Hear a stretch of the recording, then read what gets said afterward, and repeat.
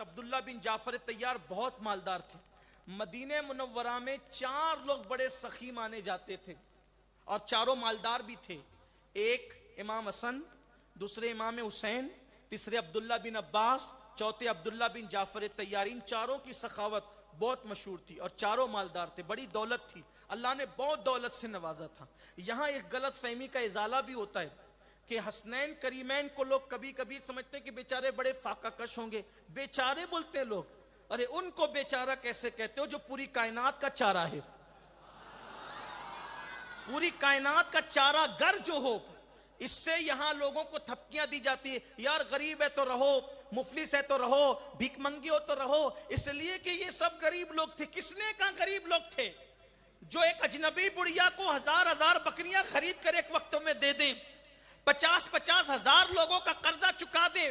حضرت اسامہ بن زید حالت سکرات کے قریب تھے، امام حسین ملاقات کے لیے گئے. حضرت اسامہ بن زید سے کہا غمگینو، موت کی وجہ سے کہا نہیں، موت سے زیادہ قرضے کا غم ہے. 60,000 درہم مجھ پہ قرض ہے، ڈر لگتا ہے مقروض دنیا سے جاؤں گا تو کیا ہوگا. امام حسین نے فرمایا فکر مت کرو، وہ 60,000 میں ادا کر دوں گا. کہا لیکن اگر مر جاؤں گا اسی حالت میں، وہ بوجھ لے کر جاؤں گا، آپ تو ادا کر دیں گے، میں چاہتا ہوں کہ انتقال سے پہلے ادا کر دوں. امام نے فرمایا فکر نہ کرو، تمہاری روح نکلنے سے پہلے وہ 60,000 کا میں ادا کر دوں گا. گھر گئے، 60,000 لیا اور لینے کے بعد وہ قرضہ ادا کر دیا. قرضہ لوگوں کا 60,000 ادا کرنے.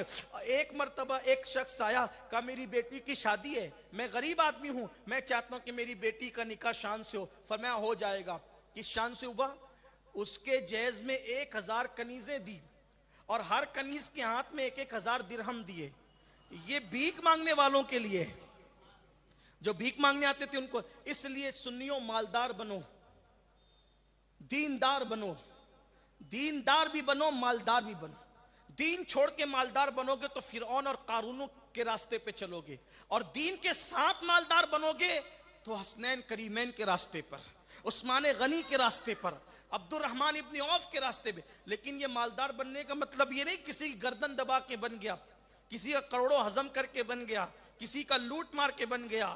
معاذ اللہ ایسے نہیں. حلال کے ذریعے سے بنو، کوشش کرو. مال برا نہیں ہے. لوگوں نے تو پتہ نہیں مال کو کیا سمجھا ہے. مال حاصل کرو حلال سے، مال برا نہیں ہے.